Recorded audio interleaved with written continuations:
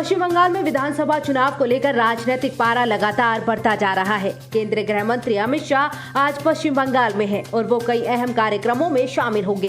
गृह मंत्री अमित शाह सबसे पहले कोलकाता के भारत सेवाश्रम संघ के दफ्तर पहुंचे। यहां उन्होंने मंदिर में पूजा की और सभी लोगों से मुलाकात की। अमित शाह ने यहां सेवाश्रम के संतों और अन्य अधिकारियों के साथ आश्रम का दौरा भी किया। भारत सेवाश्रम संघ में गृह मंत्री अमित शाह ने कहा कि जब देश को सबसे ज्यादा जरूरत थी तब इसकी स्थापना की गई। अमित शाह ने कहा कि वो बचपन से ही भारत सेवाश्रम संघ से जुड़े हैं। आश्रम की ओर से लोगों में सेवा के प्रति जागरूकता बढ़ाई गई है। गृह मंत्री ने कहा कि इसी आश्रम की प्रेरणा से श्यामा प्रसाद मुखर्जी ने बंगाल का मुद्दा उठाया, वरना आज ये बंगाल भी बांग्लादेश में होता। गौरतलब है कि पश्चिम बंगाल में अप्रैल मई में होने वाले विधानसभा चुनाव के मद्देनजर भाजपा और तृणमूल कांग्रेस ने जबरदस्त प्रचार मुहिम शुरू कर दी है। तृणमूल की प्रचार मुहिम का नेतृत्व मुख्यमंत्री ममता बनर्जी कर रही हैं, जबकि भाजपा के शीर्ष नेता मुहिम में हिस्सा ले रहे हैं। बंगाल में अमित शाह के पिछले दौरे के बाद एक बार फिर नागरिकता संशोधन एक्ट से जुड़ा मसला गर्मा गया है। ऐसे में इसी को धार देने के लिए बीजेपी अब आक्रामक मोड में आ गई है। कृषि कानूनों के खिलाफ जारी किसान आंदोलन को अब करीब 3 महीने हो चुके हैं, लेकिन अभी तक कोई बातबंदी नजर नहीं आ रही। इसी कड़ी में प्रदर्शनकारी किसानों ने रेल रोको अभियान का आह्वान किया। इस दौरान देश भर में ट्रेनों को रोका जा रहा है। बिहार में भी रेल रोको अभियान का असर साफ दिखाई दे रहा है। जन अधिकार पार्टी के कार्यकर्ता कृषि बिलों के खिलाफ रेलवे ट्रैक पर बैठे हैं। वहीं किसानों के इस ऐलान के बाद रेलवे और पुलिस सतर्क है। खासतौर पर उत्तर प्रदेश, पंजाब और हरियाणा में सुरक्षा बढ़ाई गई है। किसानों के रेल रोको अभियान के बीच दिल्ली मेट्रो के कई स्टेशनों में एंट्री बंद कर दी गई है। दिल्ली मेट्रो के Tikri border, Pandit Shri Ram Sharma, Bahadurgarh, brigadier Hoshiyar Singh metro station के एंट्री और एग्जिट गेट को बंद कर दिया गया है। वहीं रेल रोको अभियान के तहत पुलिस ने बॉर्डर पर भी सुरक्षा बढ़ा दी है। गाजीपुर बॉर्डर को बंद कर दिया गया है। वहीं इस अभियान को लेकर भारतीय किसान यूनियन के राष्ट्रीय प्रवक्ता राकेश टिकैत ने कहा है कि ट्रेन चल ही कहाँ रही है। 1-2 ट्रेन चल रही हैं। हम सरकार से ये कहेंगे कि ट्रेन और चलवाओ। रेल तो चल ही नहीं रही। हम तो कह रहे हैं कि भारत सरकार को रेल चलवाओ। रेल चल कहाँ रही? रेल तो ये बेचने का प्लान बना रहे, प्राइवेट रूट को दे रहे। रेल चल ही नहीं रही। रेल है कहाँ? एक आधी ट्रेन कोई आवे।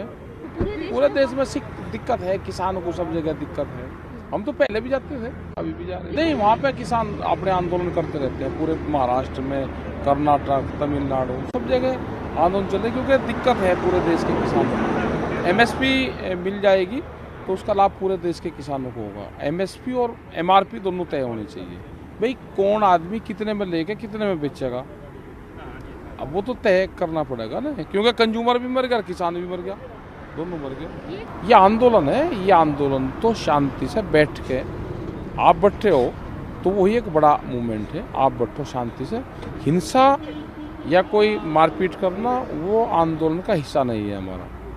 हम इसलिए ट्रेन में जा रहे हैं तो ट्रेन पर फूल रोकेंगे, माला पड़ाओगे ट्रेन को।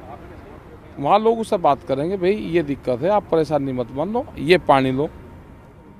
और ट्रेन आवे कहाँ? इस वाले रूट पर 2:30 बजे ट्रेन आवेगी। 2:30 बजे आधा घंटा उन्हें पानी पियाने में लग जाएगा, बस हो गया टाइम खत्म। एक ट्रेन आवेगी, अब उसको एक कुछ चलवा लो, रोक लो, पटरी पे माला चढ़ा लो, क्या करोगे? जब है ही नहीं ट्रेन चली नहीं रही देश में। हमने तो सरकार को ये कहा कि आप ट्रेन चलवाओ। वहीं रेल रोको अभियान को लेकर GRP और RPF अलर्ट पर हैं। रेलवे ने पंजाब, हरियाणा, उत्तर प्रदेश और पश्चिम बंगाल पर ध्यान केंद्रित के साथ ही देश भर में रेलवे सुरक्षा विशेष बल की 20 अतिरिक्त कंपनियां तैनात की हैं। भारत में कोरोना का ग्राफ लगातार गिरता जा रहा है। नए मामलों और कोरोना से मौतों के आंकड़े में पिछले कई दिनों से कमी देखी गई है, लेकिन इस बीच कोरोना के अलग अलग म्यूटेशन को देखते हुए भारत सरकार सावधानी बरत रही है। इसीलिए अब विदेश से आने वाले यात्रियों के लिए नई गाइडलाइंस जारी की गई है। केंद्र सरकार ने कई देशों में कोरोना वायरस के म्यूटेंट वेरिएंट का संक्रमण फैलने के मद्देनजर विदेशों से आने वाले लोगों के लिए नए दिशा निर्देश जारी किए। ये नई मानक संचालन प्रक्रिया 22 फरवरी की आधी रात से आगामी आदेश तक लागू रहेगी। जानकारी के मुताबिक कई देशों में SARS-CoV-2 के नए स्वरूपों का संक्रमण फैलने के मद्देनजर नागर विमानन मंत्रालय ने स्वास्थ्य एवं परिवार कल्याण मंत्रालय के साथ विचार विमर्श के बाद विदेशों से आने वाले लोगों के लिए नए दिशा निर्देश जारी किए। ब्रिटेन, यूरोप और पश्चिमी एशिया से आने वाली उड़ानों से आ रहे सभी यात्रियों के लिए नए दिशा निर्देश जारी किए गए हैं। सरकार ने 28 फरवरी तक निर्धारित अंतर्राष्ट्रीय उड़ानों को निलंबित कर दिया है। नए दिशा निर्देशों के अनुसार ब्रिटेन, यूरोप और पश्चिमी एशिया से आने वाले यात्रियों के अलावा अन्य देशों से आने वाले यात्रियों को भी अपनी तय यात्रा से पहले एयर सुविधा पोर्टल पर स्व घोषणा पत्र भरना होगा और कोविड-19 से संक्रमित नहीं होने की रिपोर्ट अपलोड करनी होगी। परिवार के किसी व्यक्ति की मौत के कारण भारत आ रहे यात्रियों को इससे छूट दी जाएगी, लेकिन इस छूट के लिए उन्हें ऑनलाइन आवेदन करना होगा।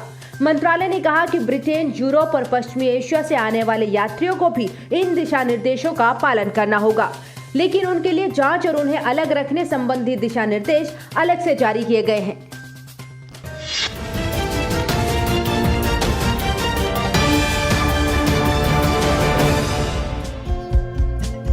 हमारे चैनल को लाइक, शेयर और सब्सक्राइब जरूर करें और नई अपडेट्स के लिए बेल आइकन दबाना ना भूलें।